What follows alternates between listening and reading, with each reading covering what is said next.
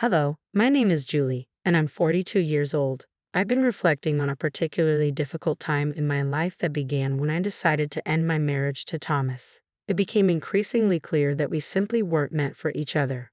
His childish and immature behavior constantly frayed my nerves, and the thought of being tied to him for life felt less like a partnership and more like a sentence. However, the strain in our marriage wasn't entirely due to Thomas. His mother, Martha, played a significant role in my distress from the very beginning. She made it clear that I would never meet her high expectations for her son. Her relentless criticism and subtle undermining eroded my confidence, making me feel like an outsider in my own home. I recall countless evenings returning home from work, yearning for peace, only to find Thomas absorbed in his video games, completely disregarding me and our shared responsibilities. Any attempt I made to voice my frustrations was met with indifference. "Thomas, I've had a tough day. Could you help out with some chores?" His typical response was dismissive. "Later, I'm in the middle of this game." This disregard extended beyond our daily lives. He even forgot our anniversary, brushing it off when confronted with a casual, "It's just a date. We can celebrate some other time." Another time, he invited his overbearing mother over without informing me, turning what I had hoped would be a peaceful weekend into an unwelcome family gathering. "She's my mom, Julie. She can come whenever she wants." "Don't be uptight," he said. Discussing financial planning was another sore spot. Talking about budgeting or savings with Thomas felt like conversing with a child. "You worry too much. Let's just enjoy our money. We'll figure it out later," he would argue. These examples only scratched the surface of the deep-rooted issues in our marriage, where my concerns were routinely dismissed and my feelings invalidated. At family gatherings, Martha took pleasure in belittling me, never missing an opportunity to criticize my appearance, career, or even my cooking. I remember one evening, after spending hours preparing a meal, I hoped for a little appreciation. "Martha, I spent hours on this dinner. I hope you enjoy it." Her response was sharp and cutting. "Well, let's see if it's even edible. I can't trust your cooking." Another instance involved a new dress I was excited about. "Martha, I found this beautiful dress that I think would look great on me." Her reply was equally dismissive. "Oh, sweetie, that dress is far too revealing for someone your age. You don't want to embarrass yourself, do you?" And when I tried to assert my parenting style, she was just as dismissive. "Martha, I would appreciate it if you didn't criticize my parenting decisions." "I know what's best for my children," she retorted. "Clearly, you don't, or you wouldn't be making such foolish choices. Honestly, what is wrong with you?" When I shared my efforts to adopt a healthier lifestyle, hoping for support, she belittled me. "Oh, please, you're wasting your time with all that exercise and dieting. You'll never look as good as me." Her justification was blunt. Whenever I asked her to stop making snide remarks about me to others, she responded with, "I'm just telling the truth, dear. People should know what they're dealing with when it comes to you." Martha's constant belittlement and disparaging comments became a relentless source of stress, undermining any positive aspects of my relationship with Thomas. The breaking point came when I realized I deserved more than this toxic dynamic. It was a difficult decision, but I filed for divorce, seeking liberation from the emotional turmoil that had consumed me. In court, I laid bare the irreconcilable differences and the detrimental impact of our marriage on my well-being. As the proceedings concluded, I began to feel the weight lifting. Martha, my ex-mother-in-law, could hardly conceal her pleasure. She leaped up, a twisted smile of victory spreading across her face, reveling in the dissolution of our marriage. Her delight in my supposed defeat was as blatant as it was unsettling. Finally free from the shackles of a troubled marriage, I stood in the courtroom as Martha proclaimed triumphantly that she had won her son back. "I've won! I finally won!" Her declaration, soaked in delight, hung heavily in the air, igniting a surge of anger and indignation within me. How could she take pleasure in my pain, celebrating the end of my marriage as if it were her victory?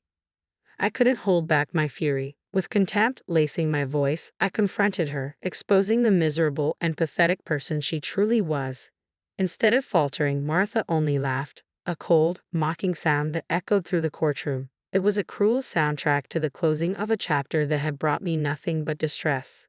It served as a stark reminder that some people revel in the downfall of others, their joy twisted by bitterness. But her laughter only fueled my resolve to move beyond the toxicity that had walked out of that courtroom. I left behind the ruins of a failed marriage and a toxic relationship, determined to reclaim my life. I vowed to reclaim my life and pursue the happiness that had long eluded me. Martha's mocking joy highlighted the struggles I had endured and the inner strength I had discovered. No longer would I allow the judgments of others or the cruelty of those intent on belittling me to define my worth. I was determined to rise above the bitterness and embrace the freedom that lay ahead. With each step I took, I embarked on a journey of self-discovery and healing, committed to building a life that reflected my true value. The road ahead was uncertain, but I faced it with unwavering resolve. The path to happiness might not be straightforward, yet the struggles and hardships I had faced had forged resilience within me.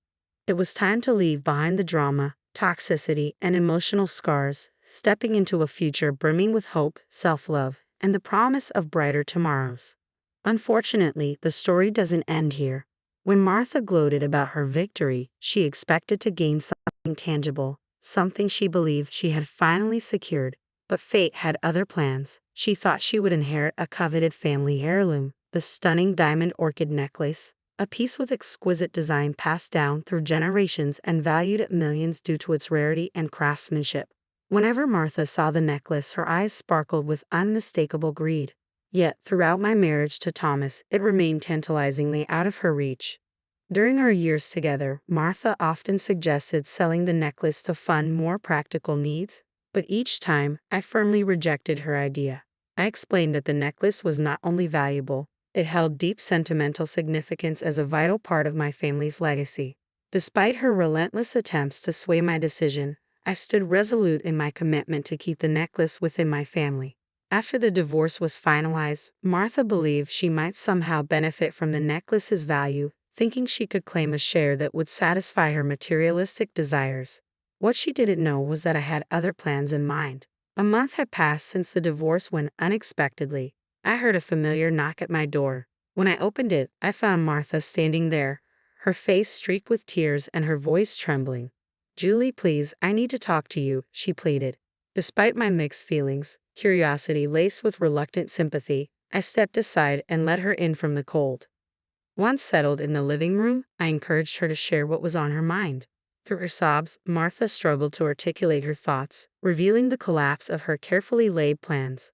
"My plan, it failed, Julie. I thought I'd finally have what I wanted, but everything has gone wrong." With a hint of skepticism, I pressed her for details, intrigued by her apparent defeat. "What plan are you talking about, Martha? Why are you so upset?" Taking a deep breath, Martha tried to compose herself. "I thought that after the divorce, Thomas would be entitled to half of the heirloom's value," she confessed.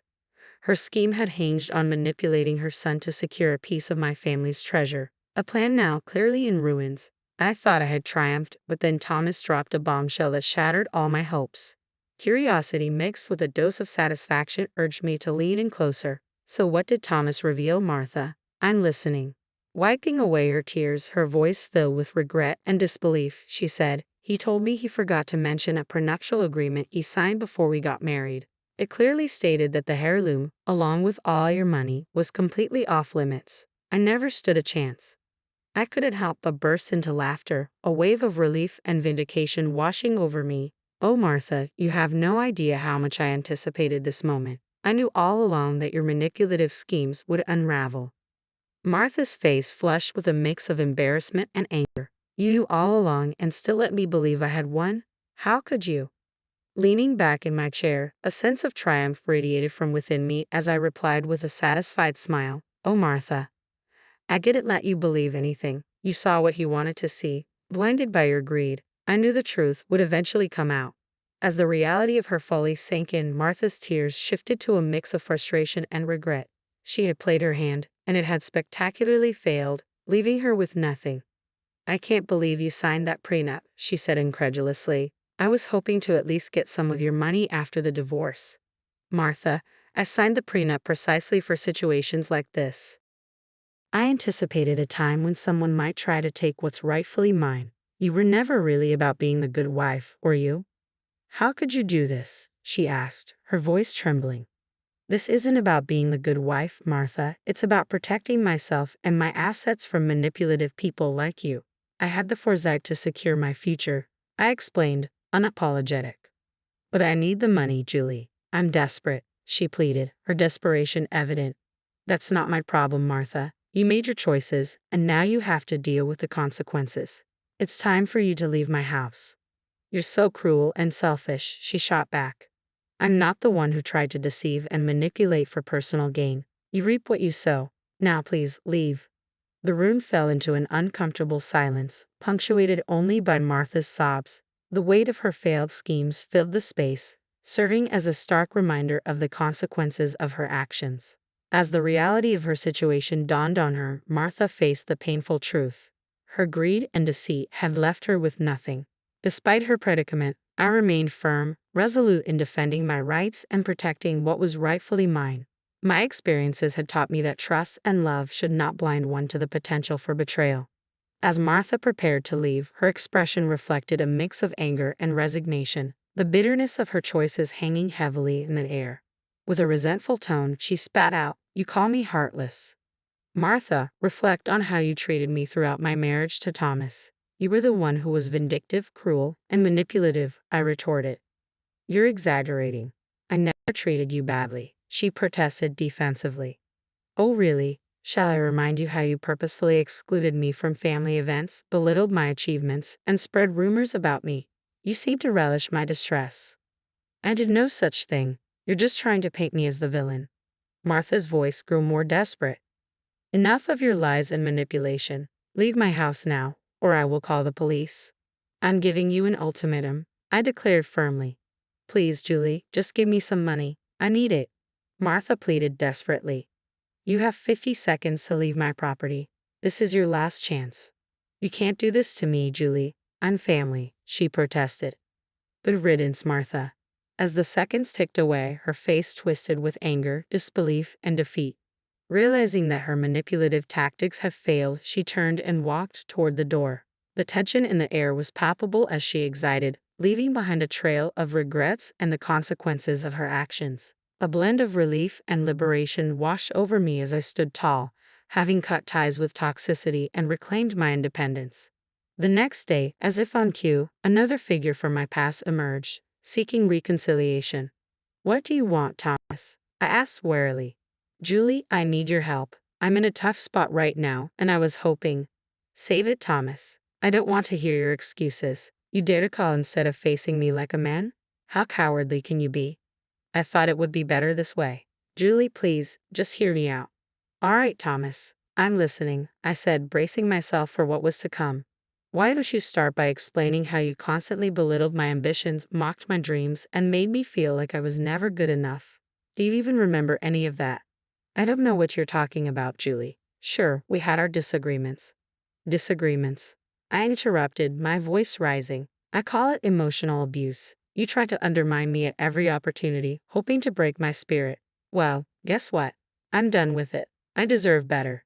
"Julie, please, I'm sorry for everything. I'm in a tough spot right now, and I thought maybe—" "It's funny, Thomas." I cut him off. "You agreed to the prenup, yet here you are, begging and sniveling. Didn't you know what you were signing, or did you just assume you'd change my mind later?"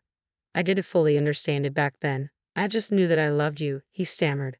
"Cut the crap, Thomas. You always had an angle, and now you're out of options." "Julie, I don't know what to say." "Yeah, I figured as much. You've always been at a loss for words when it matters.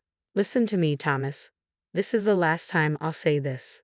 If you try to contact me again, I will get a restraining order. Do you understand?" "But Julie?" "No, Thomas. It's over. Goodbye." With that, I hung up the phone and deleted his number, feeling the sense of finality wash over me. I was finally free from both him and Martha, and the relief was palpable as I reflected on the journey I had traveled since the end of my tumultuous marriage. A profound sense of contentment washed over me. I found myself in a much better place both mentally and emotionally, as if a heavy weight had been lifted from my shoulders, allowing me to breathe freely again. Life had taken some unexpected turns, but now I was relishing the joys it had to offer, fully embracing my newfound independence. I ventured back into the dating world, meeting new people, and experiencing the exhilarating excitement of romantic connections. Throughout it all, I learned to value my worth and refused to settle for anything less than the love and respect I deserved. Beyond the thrill of new relationships, I found solace and empowerment in sharing my story. The journey I endured during my marriage inspired me to write a memoir recounting the trials and tribulations of my past. It stands as a testament to the strength I discovered within myself. A story of overcoming adversity and finding empowerment in the aftermath of a challenging life chapter. I unearthed a profound strength that serves as a beacon of hope, compelling me to share it with others who have walked similar rugged paths.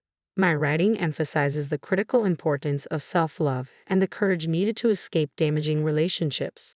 As I move forward, I can hear the distant rumblings of discontent from my ex-husband and former mother-in-law, their envy unmistakable as they observe my blossoming success and well-being from afar. Their miscalculation of my inner fortitude has left them grappling with the repercussions of their actions. While I've distanced myself from their toxicity, their attempts to tarnish my reputation persist. Martha and Thomas have made a few feeble attempts to discredit me, trying to drag me down to their level of despair. Yet I remain unshaken and undeterred, firm in my resolve to take legal action against their defamatory statements.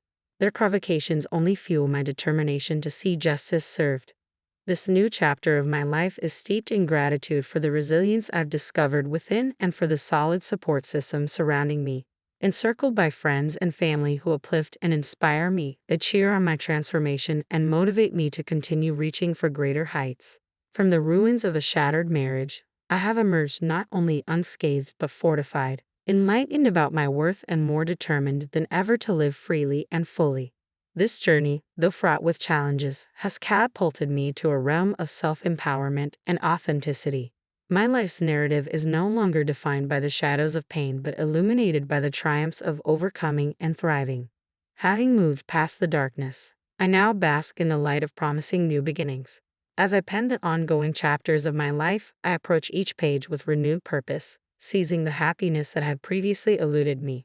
Every word I craft is a step toward reclaiming my voice, my power, and my essence. My quest for revenge was never about stooping to their level, but about ascending beyond it, showcasing the robustness and elegance inherent in my spirit. I am Julie, reborn from adversity, like a phoenix rising from the ashes, ready to soar to unprecedented heights and leaving the remnants of my past far behind in the dust.